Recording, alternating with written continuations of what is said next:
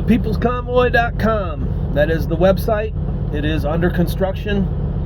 And if you have any pictures or videos that you want us to put on the website, please send those to thepeoplesconvoy@protonmail.com.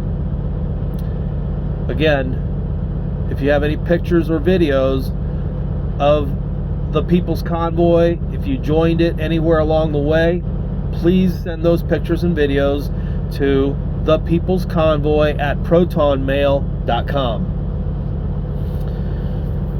So the website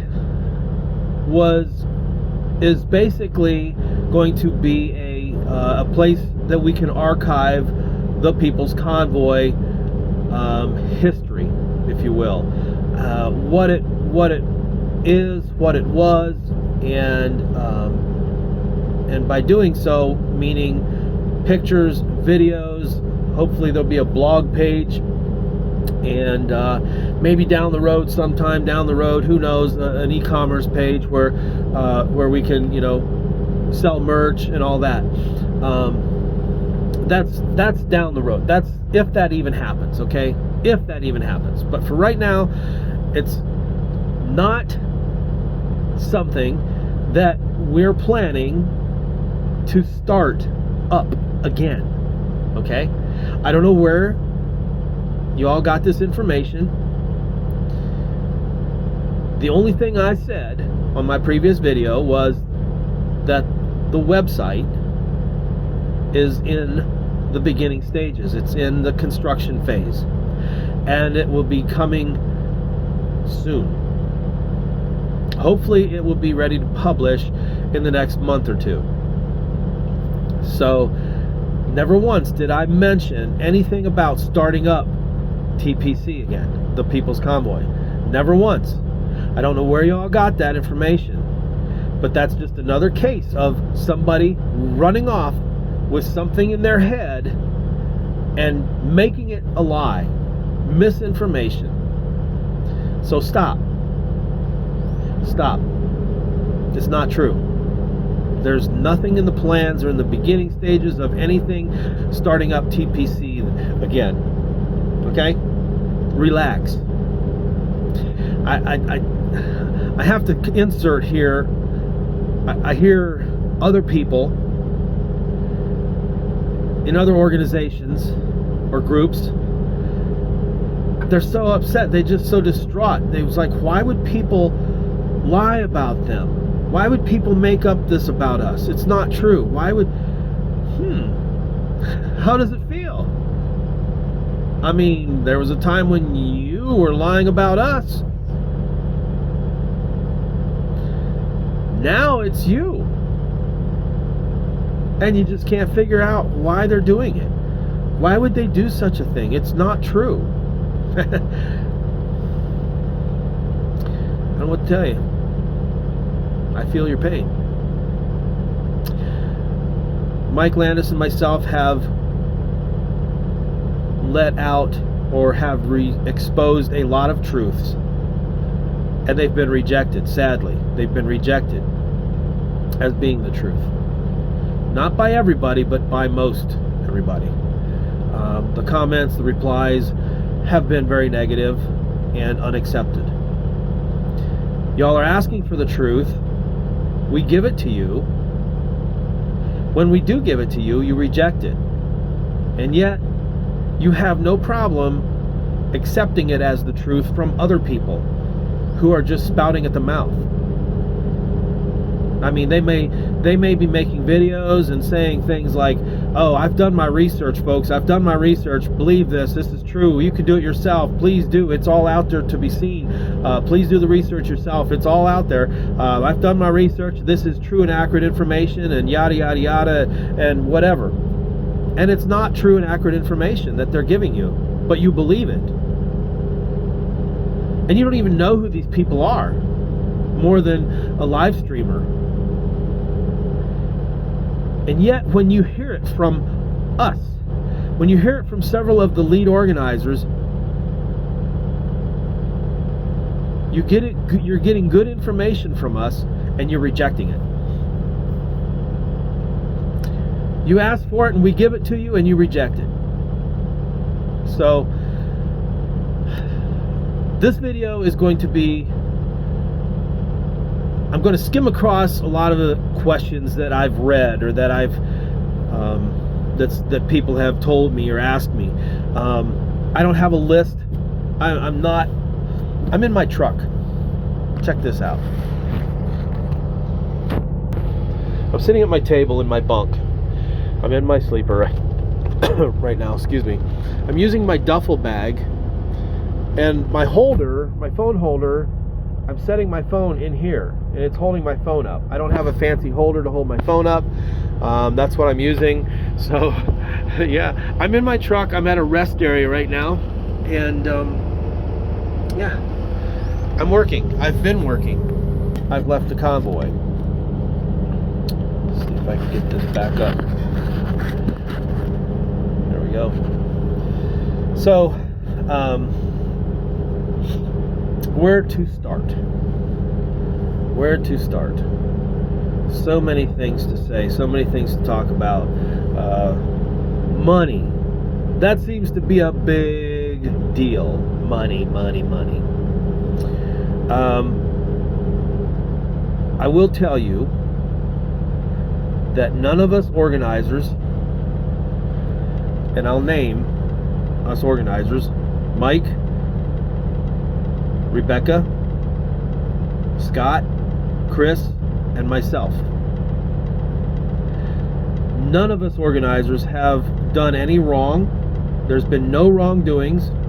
There's been no foul play, and there's been no theft. There's been no money stolen.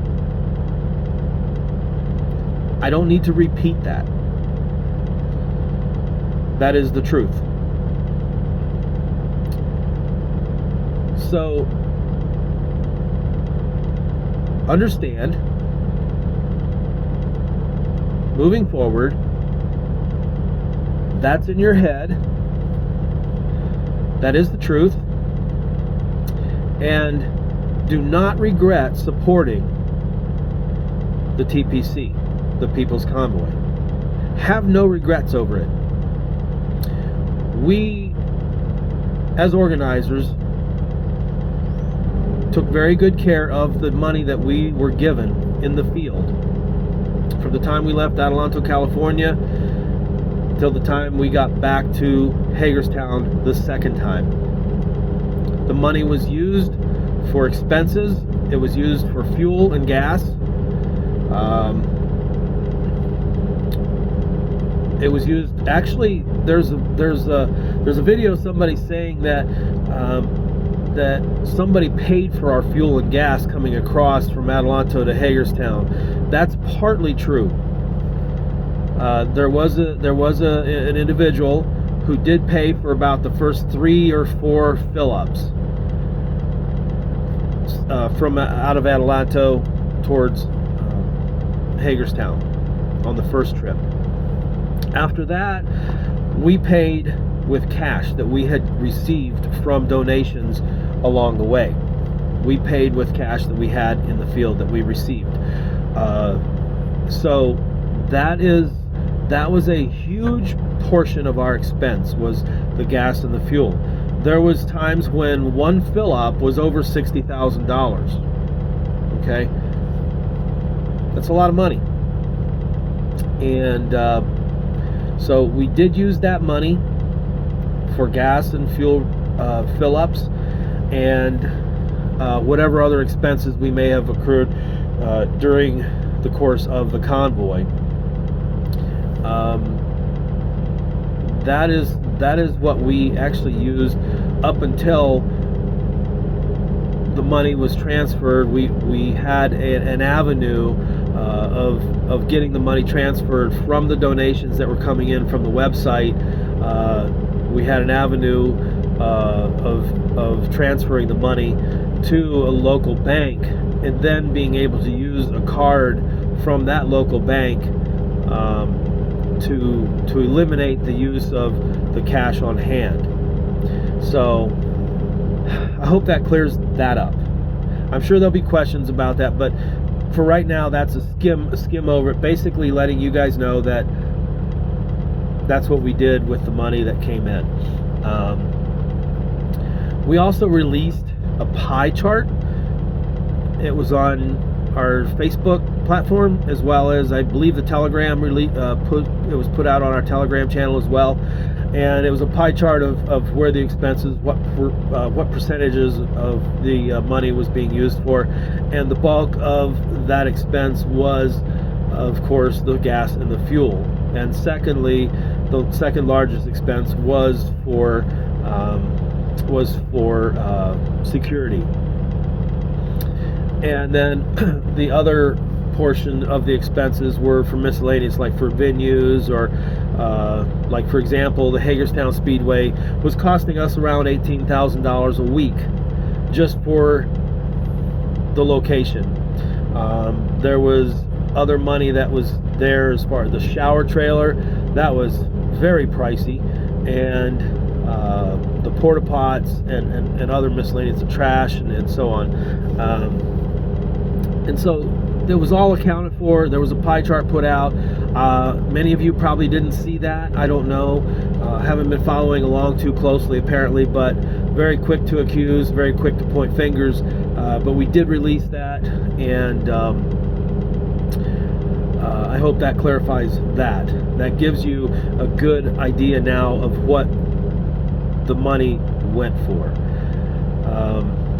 There was questions about security. It was on private property. I don't know of anybody showing any of the security, armed security guards, showing anybody their weapons. And if they did, that's what we paid them for. That's what they were paid for, to keep everything peaceful. If there was a need to draw weapons, that's their job. I'm not aware of any of that happening. If there was any of that happening, I didn't hear about it. But if it did happen, they were doing their job. The bus. The bus, yes, I say a lot. I don't have anything wrote down, so I'm pulling things out of my head here. I've been accused of living in luxury in the coach. Let me tell you, that coach was anything but luxury. I hated that coach. I'm a workaholic. I work. I like to work. I sacrificed my time from start to finish with this convoy. And it was not easy for me. I was restless, but it was my sacrifice to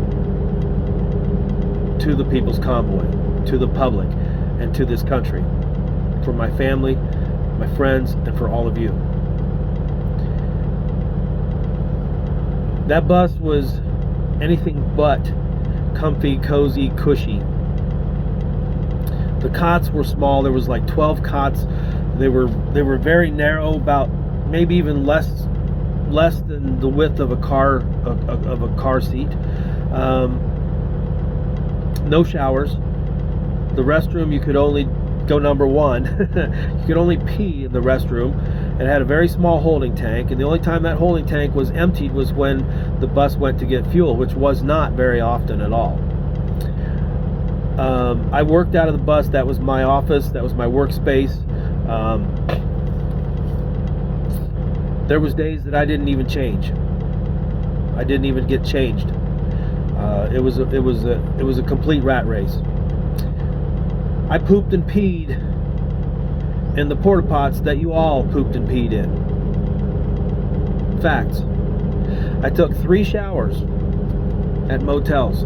I spent 3 nights out of the entire time in a motel there while at Hagerstown. Those 3 nights I got a shower.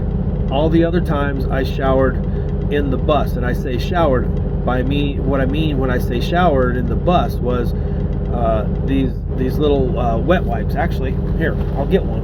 I'll show you. That's what I used. They're amazing. Bathing wipes, rinse free. That's what I used. And you all want to sit there and cast your stones. You want to throw your accusations at me and say how high I was living on the hog in that bus, and it's not true. Not true at all. I would have gladly traded and let somebody else take everything and do everything that I was tasked with. My role with TPC was never to be the face or the voice of it.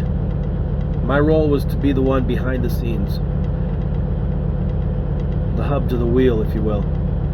That was my role. I wasn't meant to be the voice or the face of it. I wasn't comfortable with it, and I think it's pretty obvious. Y'all know I'm not a good speaker. I'm not an eloquent speaker. I don't look good. I don't care. I did what had to be done. Even though I was not comfortable, I was way out of my bounds as far as way out of my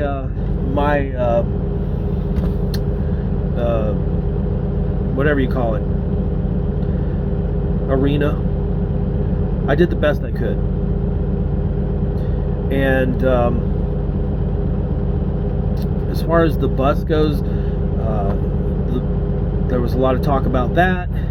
We were told it was going to be donated to us, and I'm trying not to mention any names, but we were told that it was going to be donated to us, and it wasn't. That was a rude awakening. We were told a lot of things were going to be donated, and they weren't. They ended up not being donated. The bus cost right around $30,000. Okay, that was for the first contract. We renewed the contract one time for another $25,000 or $27,000. I was upset. I wasn't happy about it. I felt we could have used the money and straight up bought an RV or a bus, and then sold it after the convoy was over. But nonetheless, we went through about $60,000 just for the lease or the rental of that bus. The next was an RV. The gentleman let us use that RV, his personal RV, for free. Thank you. You know who you are. And then after that, we got an RV on Outdoorsy. We rented one, and that came to us in Texas. So that RV came to us with some issues, and I'm gonna have to cough. I'm gonna get some water. Bear with me.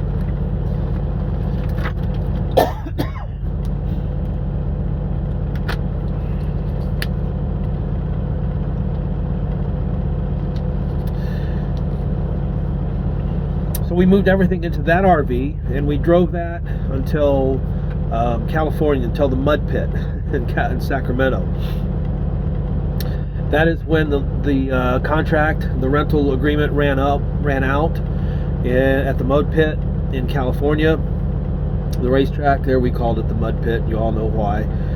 So we found somebody we paid somebody to drive it back to Texas, and we rented another RV from California off of Outdoorsy, the Outdoorsy app. That RV did us well. It was a nice RV. It wasn't anything fancy, but it served the purpose well. I want to add here as well that our security guards utilized that RV as well.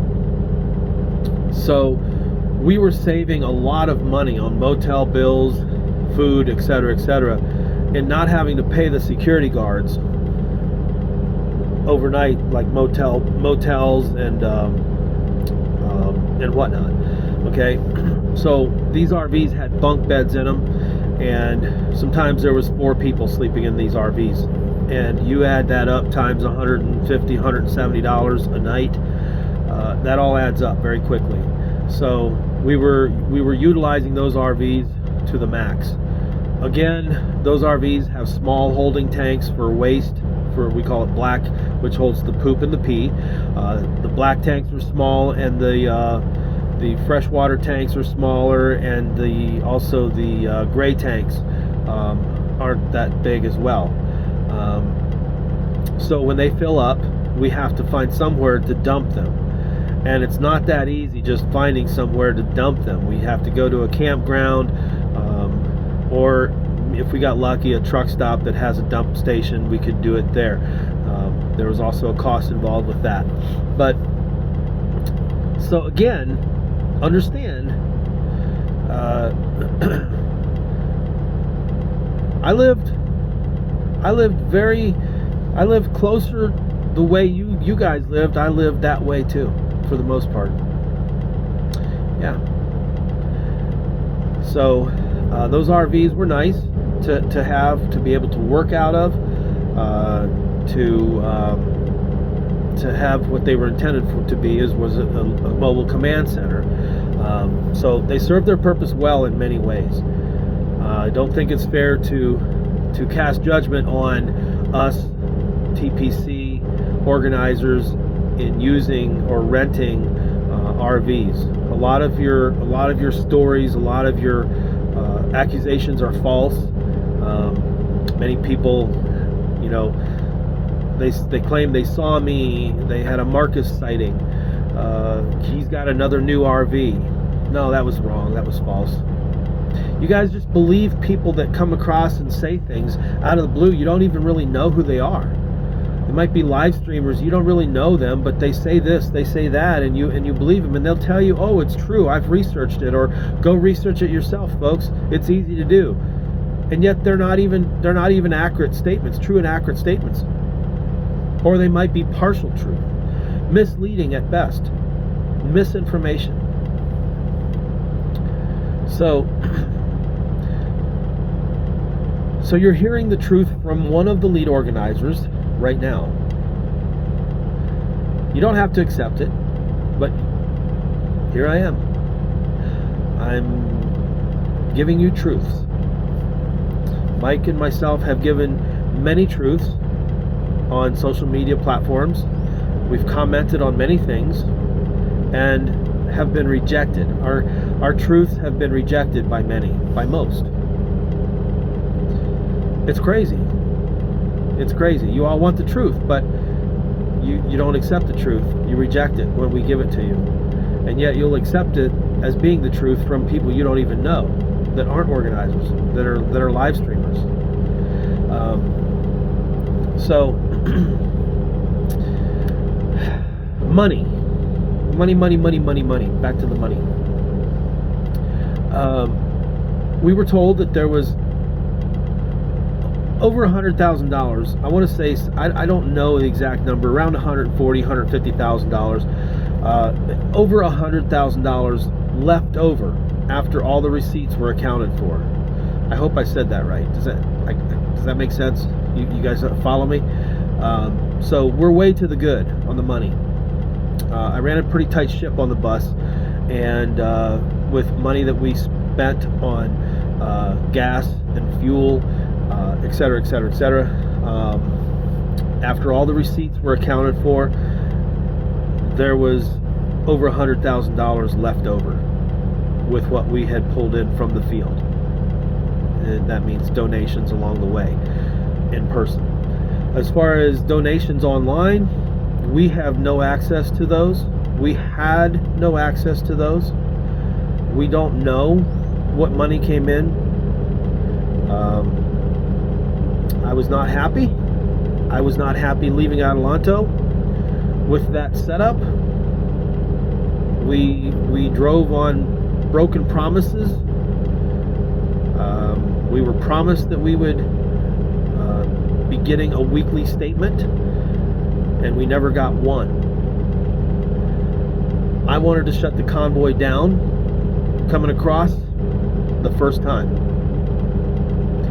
Didn't feel right. I was not happy about it, but we kept going.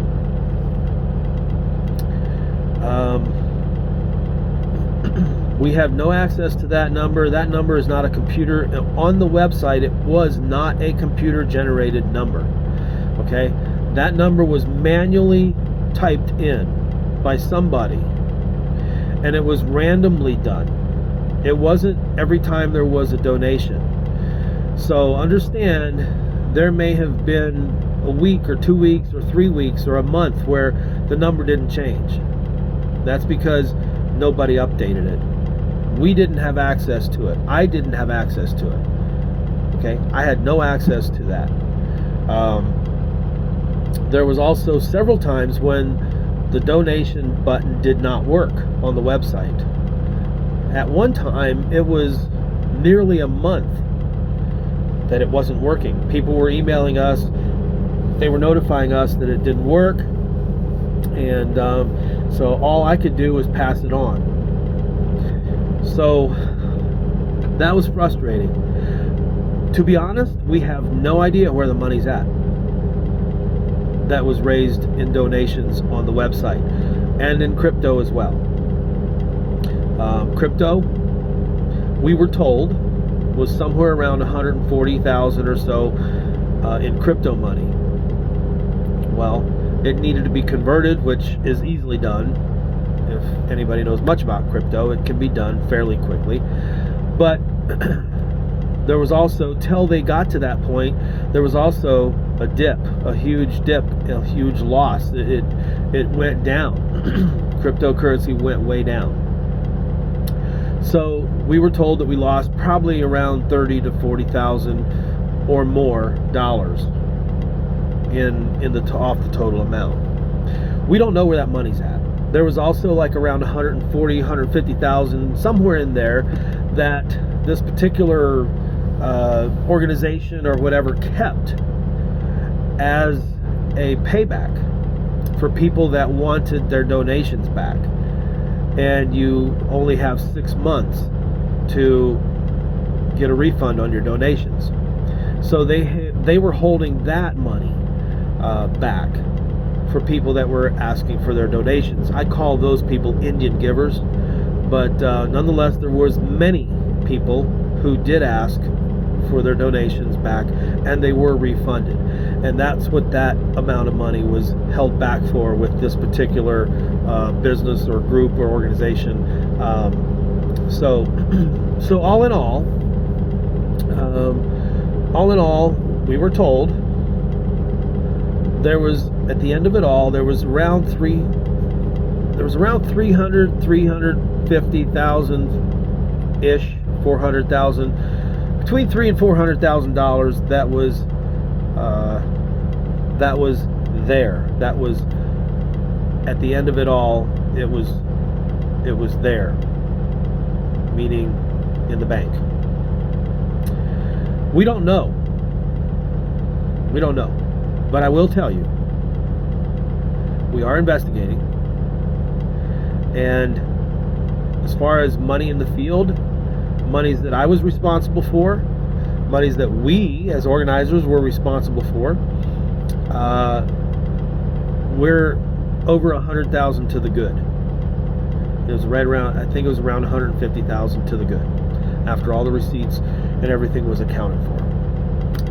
So I hope that clarifies that part of it.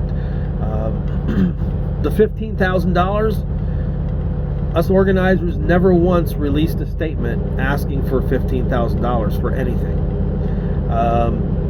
I did research that. I wasn't sure where it came from.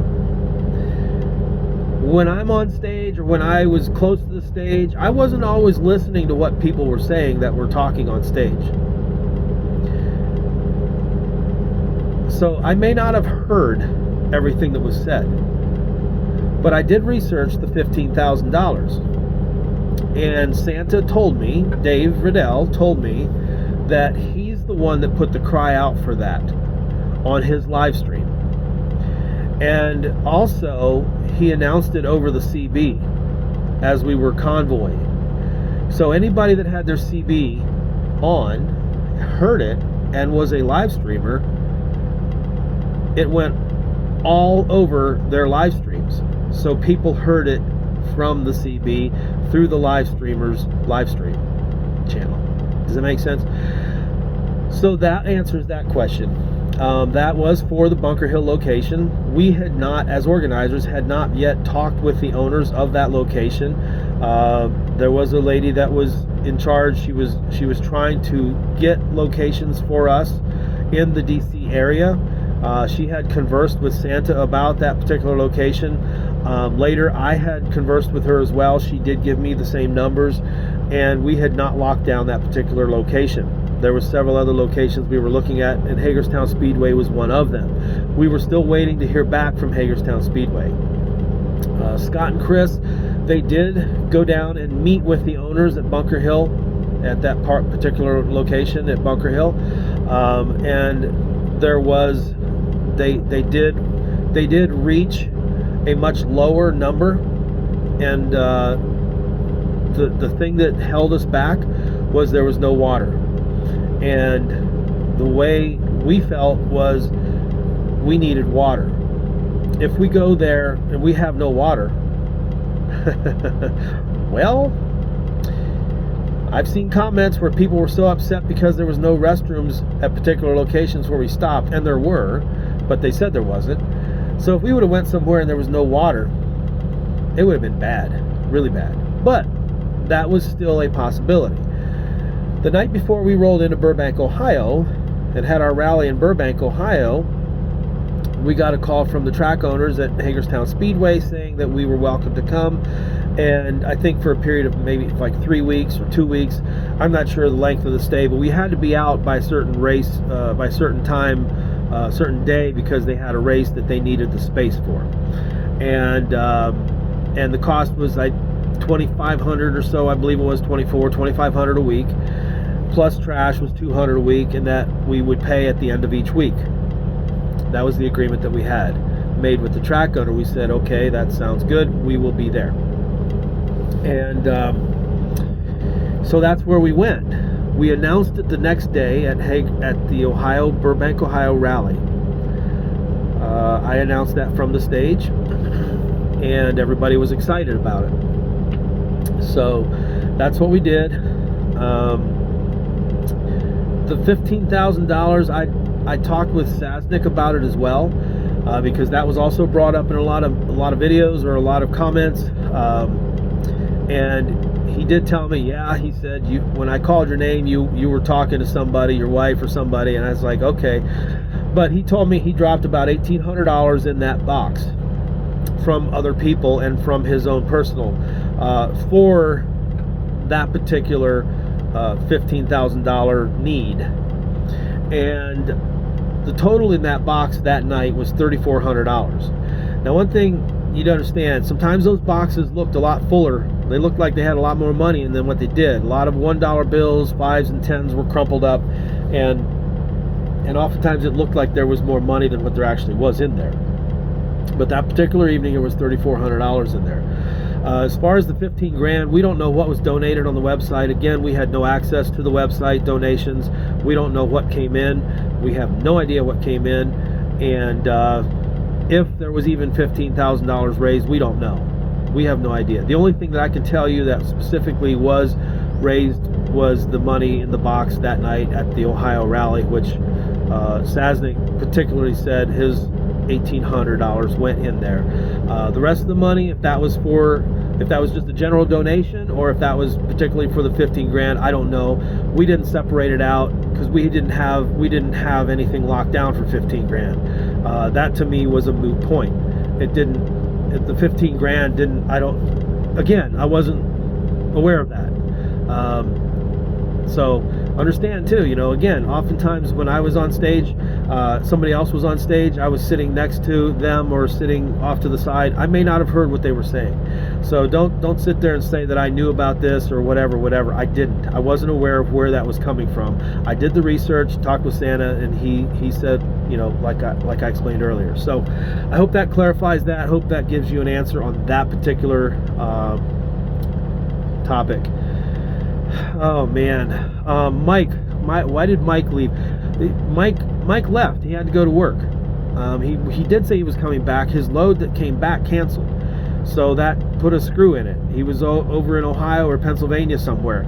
So you can't just pull a load out of your hat and say, oh yeah, I'm going back to California or wherever we were. He didn't quit though. Okay, the important part is he didn't quit. Are you listening?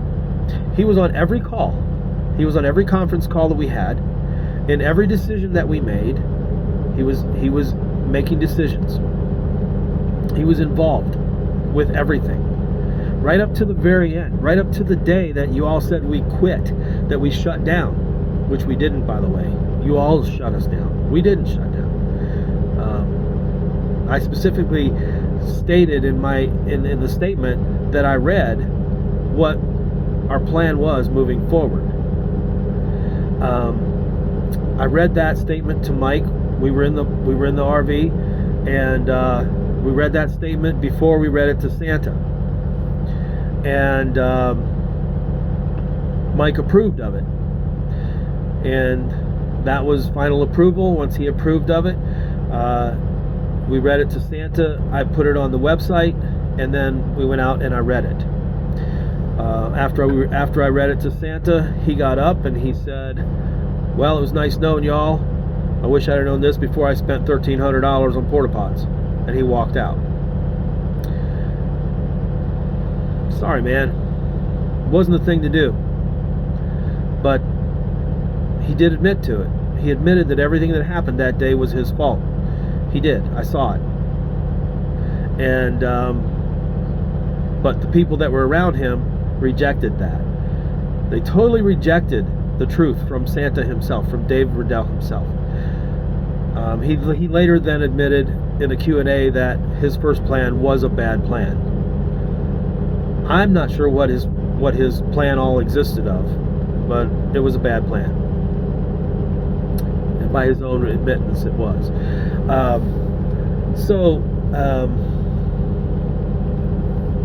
As far as the decision, so Mike didn't quit. He never quit. He left, but he never quit. He was involved with everything right up to that day in Hagerstown. We didn't end it. I specifically read what I read from the statement, stating how we were going to move forward and working with the states from a national level, and nobody heard that apparently. So let's see. Another question was. I've seen a lot of people saying that you should have said that you were going to end when we got back. I did. I had been saying that all the way across California, all the way back. I specifically made conversation with. I tried to make conversation with everybody in the convoy that was participating with us in the convoy, and stating that the convoy part of the convoy would end when we get back to the DC area. And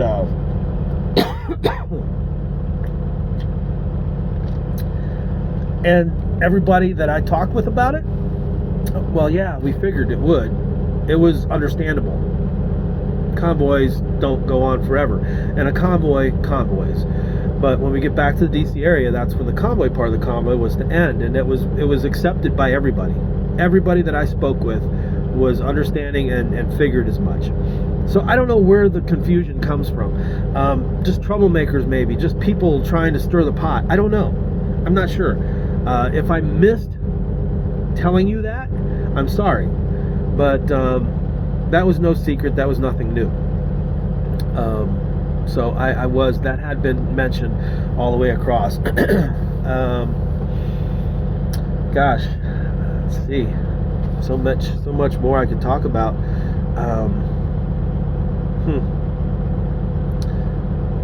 Here's where I wish I could be live.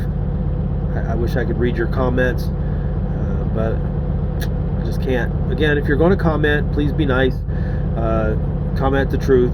If you go back and you see that your comment is gone, has been removed, then please understand that it was not truthful, or it was not that it was negative. It wasn't something positive.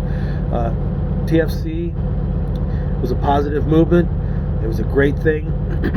Again, the website is simply a method or an avenue to archive what happened, what TPC, what the People's Convoy was about and is about.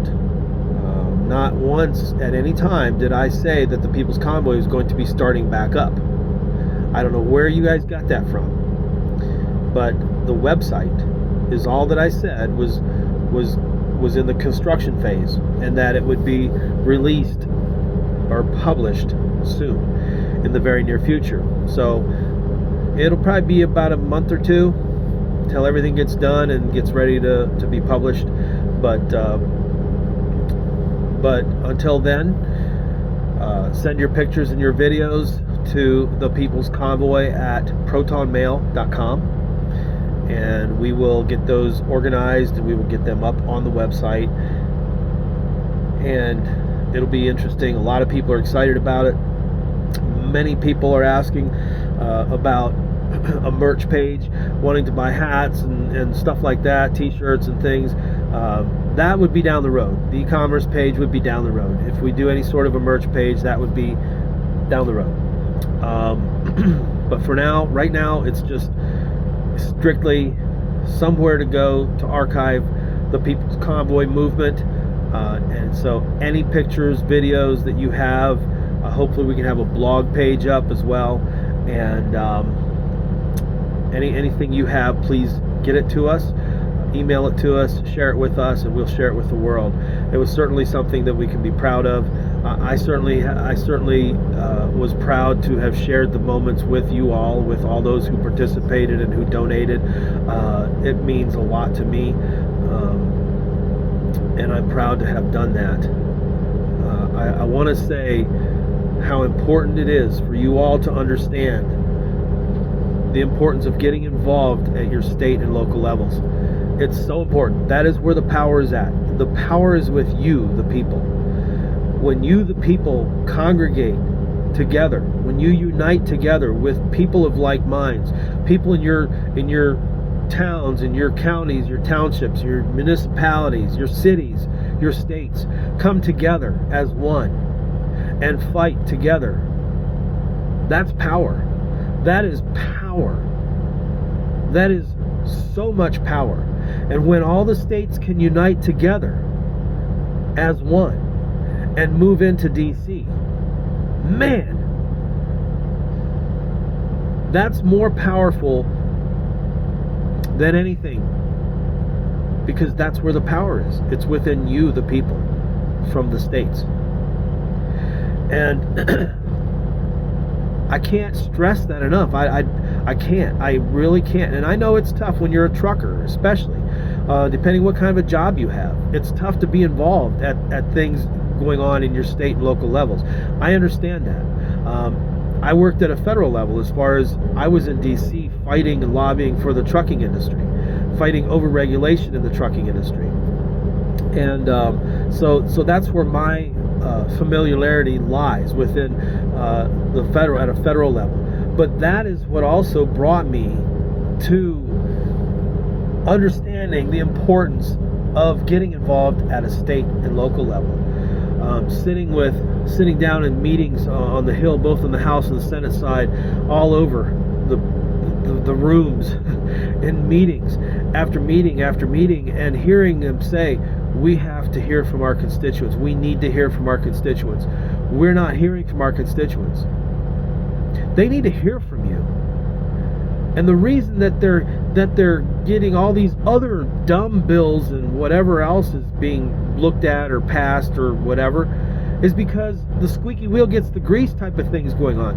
Those people are there lobbying. They're there every day or every other day or every week. They're there. They're dropping off flyers. They're pushing. They're calling. They're emailing. They're having meetings. Okay? That's what's happening. But they don't hear from us hardworking Americans because we're busy working, right? I get it. But you can make phone calls. You can send emails. And particularly ask for a reply. They must reply. And hold them accountable if they don't reply.